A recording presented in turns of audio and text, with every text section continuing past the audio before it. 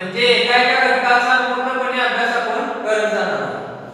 त्याच पद्धतीनं दुसरा मुद्दा या ठिकाणी सांगणं गरजेचं आहे, अतिशय महत्त्वाचा, तो म्हणजे याच्यामध्ये डिफरंट काय आहे, डिफरन्स काय आहे, नेमका फरक काय आहे.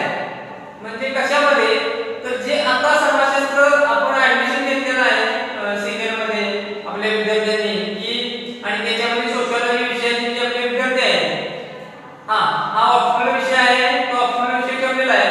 मग हा समाजशास्त्र विषय शिकत असताना ऑप्शनल विषय म्हणून हा ठेवलेला आहे, आणि हा शिकत असताना याची पार्श्वभूमी थोडीशी लक्षात घेत असताना प्राथमिक स्तरावरती जर बघितलं तर आपण पहिली ते पाचव्या प्राथमिक स्तर आहे आपला शिक्षणाचा, आणि ते प्राथमिक शाळेमध्ये आपण पाहिलेलंच आहे की सर्वांचं आपलं शिक्षण झालेलंच आहे प्राथमिक शाळेमध्ये.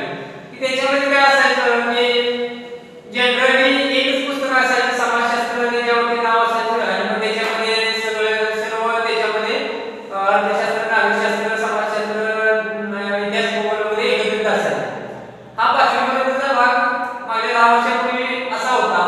आताच्या पॅटर्ननुसार थोडासा त्याच्यामध्ये बदल झालेला असेल, पण फार सारा बदल झाला आहे असं मला वाटतं. दुसरी गोष्ट, 5वी ते 10वी चा जो टप्पा आहे माध्यमिकमध्ये, त्याच्यामध्ये काय आहे की थोडीशी तिची व्याप्ती वाढवून, समाजशास्त्राची व्याप्ती वाढवून वेगवेगळी छोटी छोटी पुस्तके त्या ठिकाणी आपल्याला 8वी आणि 10वीला दिलेली आहेत. नागरिकशास्त्र, राजकीय शास्त्र वगैरे अशा स्वरूपाची आता नवीन पुस्तकं आली.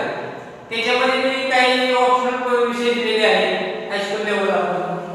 पण जनरली ग्रामीण भागामध्ये ऑप्शनल विषय वगैरे असं काही नाही ठेवलं. कंपल्सरी सर्व विषयांना विद्यार्थ्यांना एकच विषय टीचिंगच्या दृष्टिकोनातून उपलब्ध होण्यासाठी आणि शिक्षकांना पण सोयीस्कर पडण्यासाठी ते दिले जातात. ठीक आहे. मग त्यामध्ये काय शिकलो आपण की शॉर्टमध्ये प्राथमिक स्वरूपात फक्त जे भारतातील समाजसुधारक असतील, आंतरराष्ट्रीय असतील, किंवा थोडासा भारताचा